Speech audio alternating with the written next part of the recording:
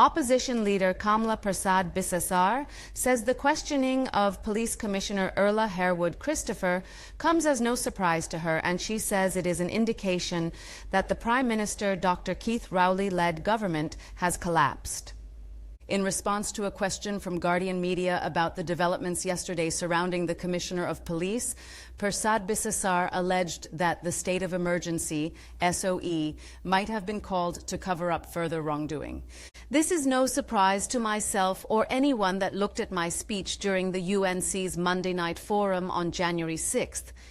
Citizens should ask if the real reason for the SOE was to implement a gun amnesty to save other government officials who are also under investigation, which backfired because their dunce Attorney General did not know that he would have had to come to Parliament for a special majority to implement it, she claimed. The opposition leader added, "The government has collapsed. They must call an election. We will meet them on the Annenou," referring to the misspelling of the Morvan Laventil sign, which was unveiled on Wednesday to greet motorists and visitors to the area.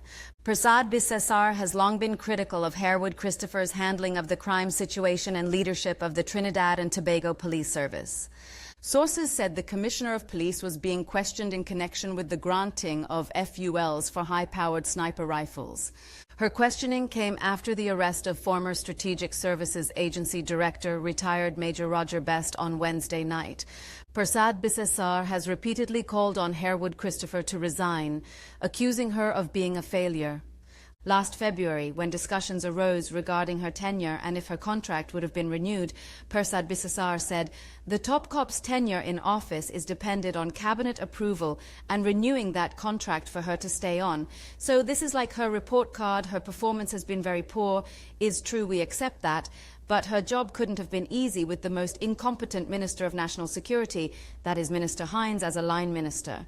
We cannot just say that Madame Christopher badly performed. She has two persons in charge and an NSC. Obviously, they have totally failed as well." Meanwhile, United National Congress Deputy Political Leader and Orapuch East MP Dr. Rudal Munilal said news of the Commissioner of Police being questioned was disturbing. Munilal, who is also the opposition's shadow National Security Minister, said the information coming out was too vague for him to comment on, but described it as another disturbing event this week.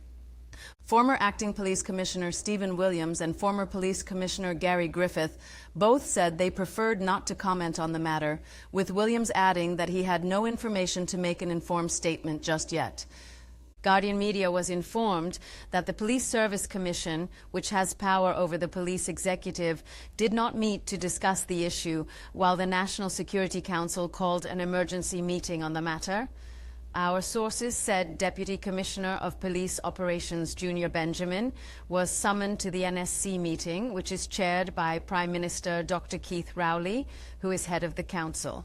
Several calls and messages to Prime Minister Rowley, as well as National Security Ministers Fitzgerald Hines and Keith Scotland, went unanswered up to late yesterday evening.